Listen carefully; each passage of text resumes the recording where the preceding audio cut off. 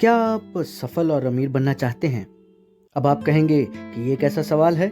हर कोई इंसान अपने जीवन में कामयाब होना चाहता है, अमीर बनना चाहता है। वो चाहता है कि नाम, पैसा, शोहरत सब कुछ उसके पास हो।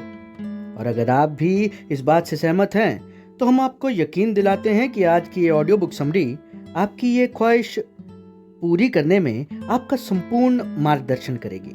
इंसान का दिमाग जिस चीज की कल्पना और विश्वास कर सकता है, वह उसे हासिल कर सकता है। ये कसौटीपूर्ण अमर शब्द हैं दुनिया के लोकप्रिय लेखकों में शुमार नेपोलियन हिल साहब के। और आज की हमारी ऑडियो बुक समरी भी उन्हीं की लिखी मशहूर किताब से है, जिसका नाम है थिंक एंड ग्रो रिच। नमस्कार दोस्तों, आप सुन रहे हैं true power of motivation Faizi के साथ। अगर आप हमारे चैनल पर नए हैं तो हमारे चैनल को सब्सक्राइब जरूर कीजिए और हाँ, बेल आइकन को प्रेस कीजिए ताकि हर नई वीडियो की नोटिफिकेशन आप तक समय पर पहुंच सके। इसी के साथ साथ कोई सुझाव या कोई राय हो तो हमें कमेंट सेक्शन में ज़रूर लिखें। इससे हमें अपने आप को और बेहतर बनाने की प्रेरणा मिलती है। चलिए बढ़ते हैं आगे। नेपोलियन हिल एक लेखक होने के साथ साथ एक फिलोसफर और एक जर्नलिस्ट भी थे। 1937 में प्रकाशित हुई इस किताब थिंक एंड ग्रो रिच ने उन्हें दुनिया भर में प्रसिद्ध कर दिया। इस किताब को तैयार करने में उनको 25 वर्ष का समय लगा। जी हाँ, 25 वर्ष।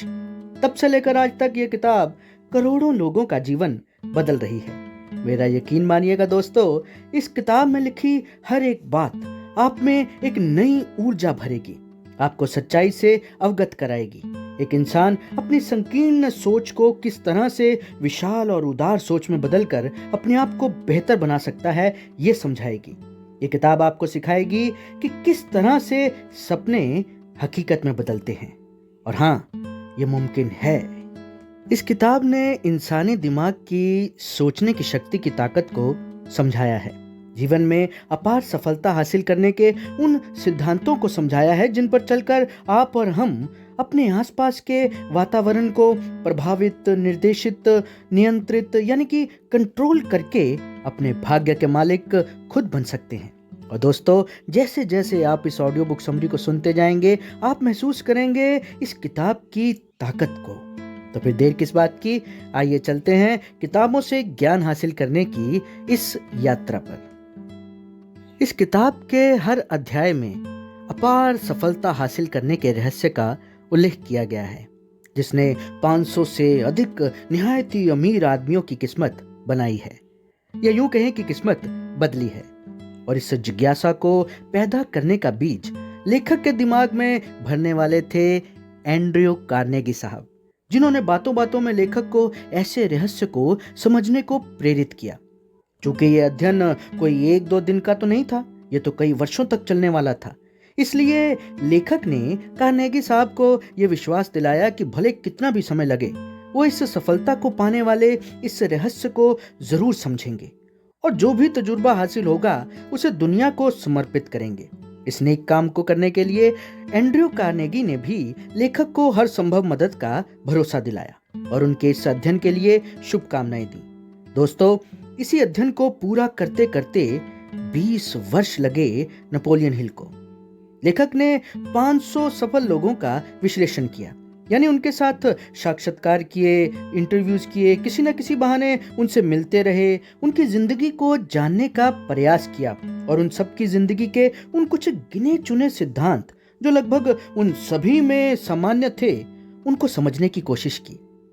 इन मशहूर लोगों में Henry Ford, John Wanamaker, George S Parker, Henry L, George Eastman, Charles M Schwab, King Gillette, Thomas Alva Edison, Edwin C Barnes, doctor Alexander Graham Bell, J Chaplin और न जाने सैकड़ों ऐसे नाम शामिल थे। वो ऐसा क्या था जो इन सब में सामान्य था? ये एक बहुत बड़ा सवाल था। जिन सिद्धांतों पर चलकर इन सब ने वो शोहरत, वो बुलंदी हासिल की। और एक बात, ये सिद्धांत कल्पना से नहीं, तथ्यों से जुड़े हैं। कोई कहानी नहीं बल्कि सर्व सत्य है।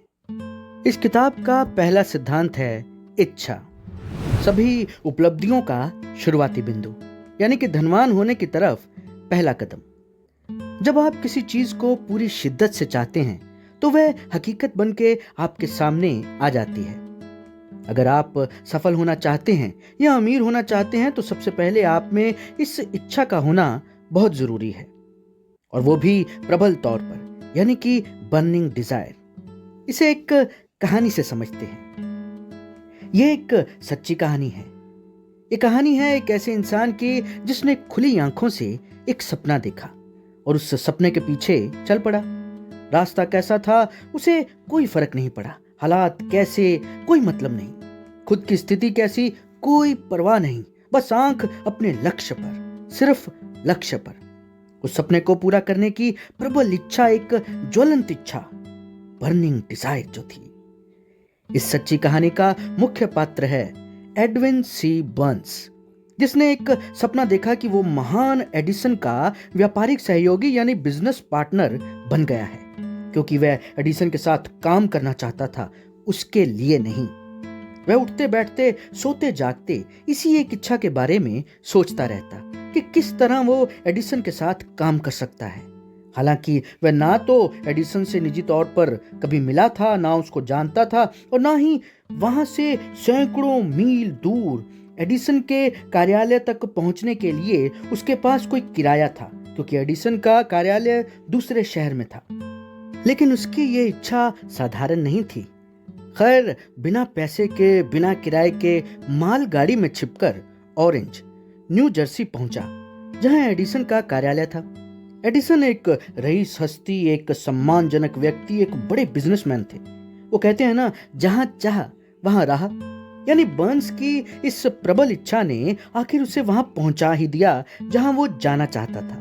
पर शायद ये इतना आसान भी नहीं था। एडिसन ने उस नौजवान के जुनून को देखा और उसे बेहद साधारण वेतन पर अपने पास ऑफिस में एक ऑफिस बॉय के रूप में काम पर रख लिया, जो काम शायद एडिसन के लिए कोई मायने नहीं रखता था, पर बर्न्स के लिए बहुत मायने रखता था, क्योंकि वह उस जगह तक पहुंच गया था जहां से उसके सपने की शुरुआत होनी थी। वो कोई ना कोई साधन चाहता था कि किसी तरह वो उस माहौल का हिस्सा बन सके। दिन गुजरे, हफ्ते गुजरे, महीने गुजरे, कुछ ना हुआ। बस अंदर ही अंदर बर्न्स अपने मन में अपने इस एकमात्र विचार को धार लगा रहा था। वक्त गुजरता जा रहा था और बर्न्स की सोच और मजबूत होती जा रही थी। उसने अपने आप से यह नहीं कहा था कि क्या बात है, मैं अपना मन बदल लूंगा और एक सेल्समैन की नौकरी पाने की कोशिश करूंगा, बल्कि उसने ये कहा था कि मैं यहाँ एडिसन के साथ व्यापार करने आया हूँ, और अगर मेरा पूरा जीवन भी लगता है तो मैं इसे अंत तक पूरा करूंगा। शायद उसकी ये जिद भी थी, मुझे वही हासिल करना है। और जब अवसर आया तो यह बर्न्स की उम्मीद से अलग रूप में प्रकट हुआ। यह अवसर की आदत है।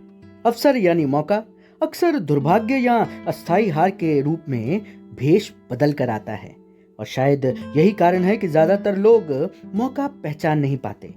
एडिसन साहब ने उन दिनों नई एक मशीन बनाई थी, जिसे नाम दिया था एडिसन डिक्टेटिंग मशीन। बाद में उसका नाम एडिफोन पड़ा।